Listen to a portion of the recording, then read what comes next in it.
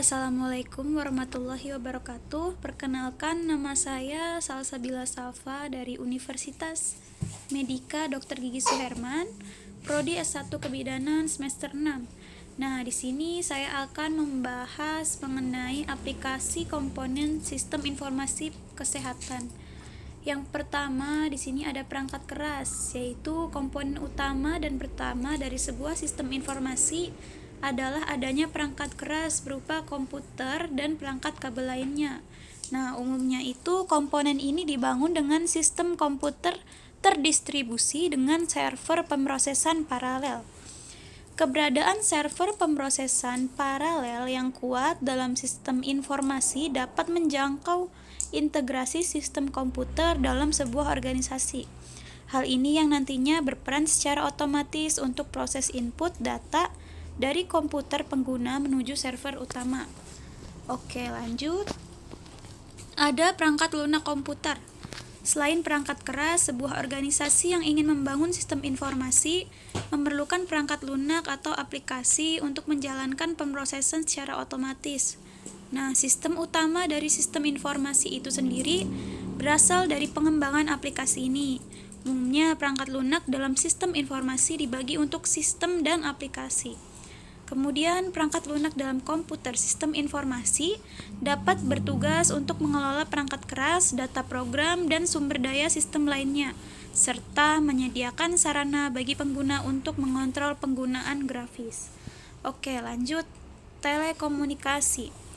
Untuk mensinkronisasi sistem informasi dengan seluruh perangkat komputer, di dalam organisasi diperlukan adanya integrasi telekomunikasi. Nah, umumnya komponen ini berbentuk portable atau kabel seperti koneksi internet lokal area atau LAN, sensor identifikasi, frekuensi radio, dan beberapa perangkat untuk melacak proses produksi atau operasional organisasi. Nah, di sini juga ada sistem informasi memerlukan komponen telekomunikasi karena sifatnya yang mengumpulkan banyak data dan mengolahnya menjadi informasi. Informasi ini juga nantinya dapat diakses secara terintegrasi oleh semua pengguna dalam suatu organisasi. Oleh karena itu, adanya jaringan eksklusif seperti internet dapat menunjang kinerja sistem informasi dan memperkuat sistem keamanannya dari pihak eksternal. Oke, lanjut. Basis data dan penyimpanan. Sistem informasi memerlukan basis data dan ruang penyimpanan untuk membuatnya bekerja. Tanpa adanya basis data dan ruang penyimpanan yang cukup, informasi yang dihasilkan tidak dapat maksimal dan terbatas. Oleh karena itu, keberadaan basis data yang merupakan kumpulan data saling terkait dan teratur dalam berbagai kriteria ini menjadi penting bagi sistem informasi. Basis data ini bisa dicontohkan dari catatan karyawan dalam suatu organisasi atau perusahaan, serta katalog produk yang pernah ada dalam perusahaan tersebut.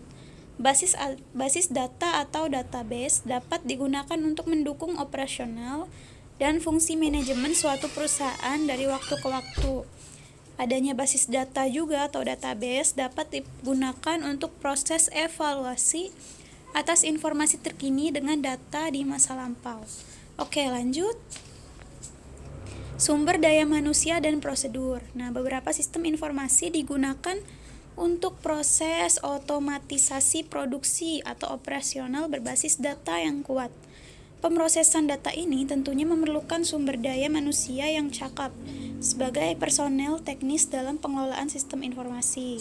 Seluruh pekerja dalam suatu organisasi harus dilatih untuk memanfaatkan sistem informasi secara maksimal. Hal ini ditujukan agar operasional organisasi dapat berjalan lebih cepat dan efisien.